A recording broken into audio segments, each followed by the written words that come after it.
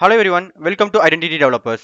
WordPress Fundamental Tutorial Seriesல நம்ம இன்னைக்கு என்ன பார்க்க போறோம் அப்படின்னா WordPress ஃபைலோட சைட் டைட்டில் அண்ட் டேக்லைன் நம்ம எப்படி சேஞ்ச் பண்றதுன்னு பார்க்கலாம்.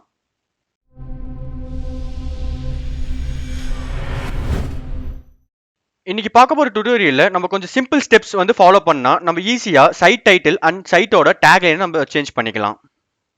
இப்போ நிறைய பேத்துக்கு சைட் டைட்டில் அண்ட் டேக்லைன் அப்படின்னு என்னன்னு தெரியாம இருக்கும். ஸோ ஃபார் எக்ஸாம்பிள் நான் வந்து கூகுளில் ஐடென்டிட்டி டெவலப்பர்ஸ் அப்படிங்கிற நம்ம டைப் பண்ணிக்கிறேன்.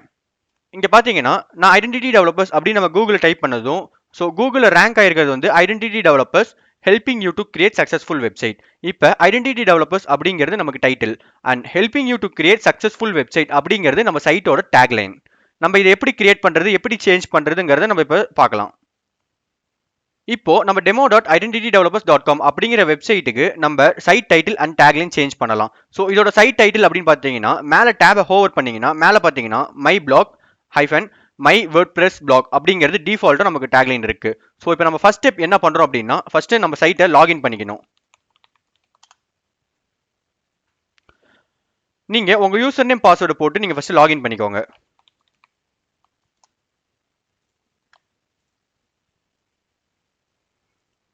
லாகின் பண்ணதும் உங்க ஃபர்ஸ்ட் ஸ்டெப் என்னன்னா டேஷ்போர்டில் போயிட்டு அப்பியரன்ஸ் ஹோவர் பண்ணீங்கன்னா இங்க கஸ்டமைஸ் அப்படிங்கிற ஒரு பட்டன் இருக்கும். ஸோ இந்த கஸ்டமைஸை கிளிக் பண்ணிக்கோங்க.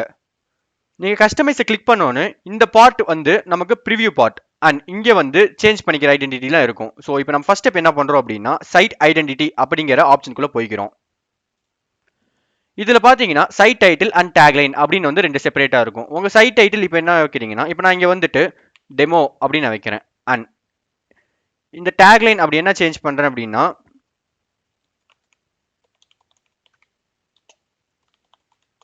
டுட்டோரியல் வெப்சைட் அப்படிங்கிறத நான் சேஞ்ச் பண்ணிக்கிறேன். இப்போ நீங்க சேஞ்ச் பண்ணது இந்த ப்ரிவியூல பாத்தீங்கன்னா இங்க வந்து சேஞ்ச் ஆயிருக்கும். டைட்டில் வந்து டெமோன்னு இருக்கும் அண்ட் டேக்லைன் டுட்டோரியல் வெப்சைட் அப்படின்னு இருக்கும். நீங்க ஃபர்ஸ்ட் ஆப்ஷன் என்ன பண்றீங்கன்னா சேஞ்ச் பண்ணிட்டு மெயினா நம்ம பப்ளிஷ் பண்ணிக்கணும். பப்ளிஷ் பண்ணாதான் நம்ம லைவ் சைட்டுக்கு ரிஃப்ளெக்ட் ஆகும்.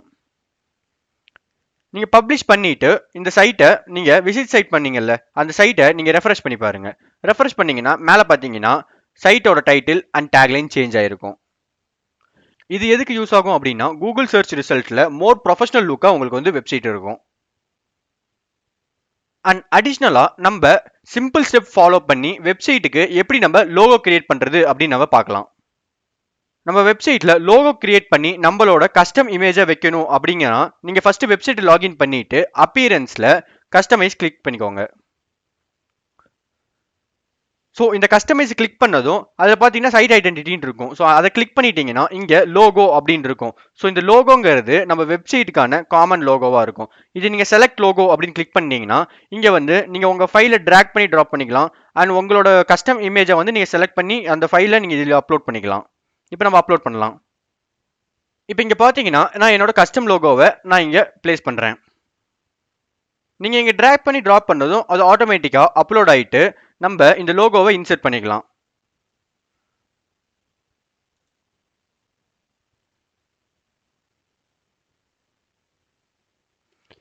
நீங்க நெக்ஸ்ட் கொடுத்ததும் அந்த இமேஜ் வந்து உங்களுக்கு கிராப் பண்ணுமோ அப்படிங்கிற ஆப்ஷன் கேட்கும். நீங்க கிராப் பண்றதுனா உங்களுக்கு கிராப் பண்ணிக்கலாம், ஆர்எல்ஸ் நீங்க ஸ்கிப் காப்பிங் அப்படின்னு கொடுத்துக்கலாம். நீங்க கொடுத்ததும் இங்க பாத்தீங்கன்னா ஆட்டோமேட்டிக்கா நம்ம ப்ரிவியூ சைட்ல இந்த மாதிரி விசிபிள் ஆகும்.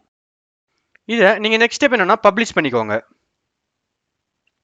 பப்ளிஷ் பண்ணிட்டீங்க அப்படின்னா உங்க லோகோ வந்து இந்த வெப்சைட்ல அப்லோட் ஆயிடுச்சுன்னு அர்த்தம். ஸோ இப்போ நம்ம நெக்ஸ்ட் என்ன டாபிக் பார்க்க போறோம் அப்படின்னா சிம்பிள் ஸ்டெப்ல நம்ம சைட் ஐகான் எப்படி நம்ம வைக்கிறதுன்னு பார்க்கலாம். ஃபர்ஸ்ட் ஸ்டெப் என்ன பண்றீங்க அப்படின்னா உங்க வெப்சைட்ல ஃபர்ஸ்ட் லாகின் பண்ணிக்கோங்க. அண்ட் இதில் டேஷ்போர்டில் பார்த்தீங்கன்னா கஸ்டமைஸுங்கிற ஆப்ஷனை கிளிக் பண்ணிக்கோங்க. சைட் ஐகான் அப்படிங்கிறது ஒன்றும் இல்லை. இங்கே மேலே டேப்ல பார்த்தீங்கன்னா இங்கே குளோபலோட டிஃபால்ட் ஐக்கான் இருக்கும். ஸோ நம்ம இதை வந்து நம்ம கஸ்டம் ஐக்கானை சேஞ்ச் பண்ணுவோம். அண்ட் இப்போ இதுக்குள்ள வந்துட்டீங்க அப்படின்னா சைட் ஐடென்டிட்டி அதை கிளிக் பண்ணிக்கோங்க. இதில் பார்த்தீங்கன்னா கொஞ்சம் கீழே ஸ்க்ரோல் பண்ணி பார்த்தீங்கன்னா சைட் ஐக்கான் அப்படின்னு சொல்லிட்டு அவங்க ஒரு ஆப்ஷன் கொடுத்துருப்பாங்க. ஸோ இங்கே வந்து நம்ம ஐக்கான் பிளேஸ் பண்ணும். இந்த ஐக்கான் வந்து 512x512 பிக்சல் இருந்துச்சுன்னா நம்ம கொஞ்சம் பெட்டராக இருக்கும். இப்போ நம்மளோட ஐக்கானை இங்கே நம்ம இம்போர்ட் பண்ணுவோம்.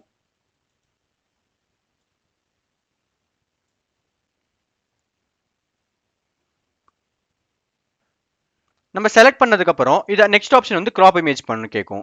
ஸோ நம்ம இதை கிராப் இமேஜ் பண்ணுவோம். அந்த கிராப் இமேஜ் பண்ணிட்டு நீங்க செலக்ட் பண்ணீங்க அப்படின்னா மேலே பார்த்தீங்கன்னா உங்களுக்கு டிஃபால்ட்டா மேலே சைட் ஐகான் சேஞ்ச் ஆயிரும். ஸோ இப்போ நம்ம சக்ஸஸ்ஃபுல்லாக சைட் ஐக்கன் சேஞ்ச் பண்ணிட்டோம். ஸோ ஃபைனலி இந்த டுட்டோரியலில் நம்ம site title, tagline and logo and போனஸாக சைட் ஐக்கன் எப்படி சேஞ்ச் பண்ணணும் நம்ம பார்த்துருக்கோம். தேங்க்ஸ் ஃபார் வாட்சிங்.